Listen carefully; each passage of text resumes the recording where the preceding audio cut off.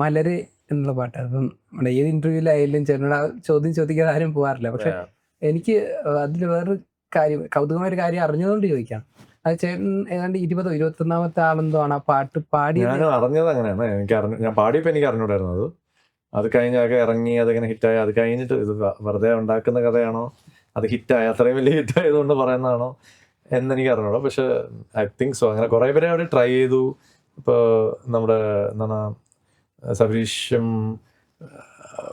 നമ്മുടെ എന്താ പറയുക മ്യൂസിക് ഡയറക്ടറും എന്താണ് രാജേഷും, അതുപോലെ അങ്ങനെ കുറച്ച് അവരുടെ ഗ്രൂപ്പിലുള്ളവർ തന്നെ കുറേ പേര്, അവർ അങ്ങനെ പാട്ടുകാരൊക്കെ ഉള്ള അവർ തന്നെ കുറേ പേര് ട്രൈ ചെയ്ത് നോക്കി.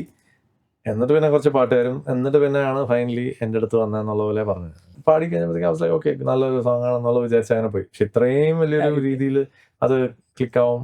അത് പടം ഇറങ്ങുന്ന ദിവസം ആക്ച്വലി അതിന്റെ ഓഡിയോ ഇറങ്ങിയിട്ടില്ല. അപ്പൊ അതിലൊരു ക്രേസ്. ജോജു ആണ് എന്നെ വിളിച്ചിട്ട് ശനിയാഴ്ച വിളിച്ചിട്ട് പറയണേ, വിജയ് അറിഞ്ഞോ അത് ഇവിടെ ഇങ്ങനെ ഭയങ്കര എല്ലാവരും തിയേറ്ററിൽ പോയിട്ട് പാട്ട് എവിടെയും കിട്ടാത്തുള്ള ഒരു വീഡിയോ ഒക്കെ എടുത്ത് അപ്ലോഡ് ചെയ്യണമെന്നൊക്കെ പറഞ്ഞു. അപ്പൊ അതൊക്കെ കേട്ടപ്പോൾ നല്ല സന്തോഷം തോന്നി. നമുക്ക് രണ്ടുപേരി ഓ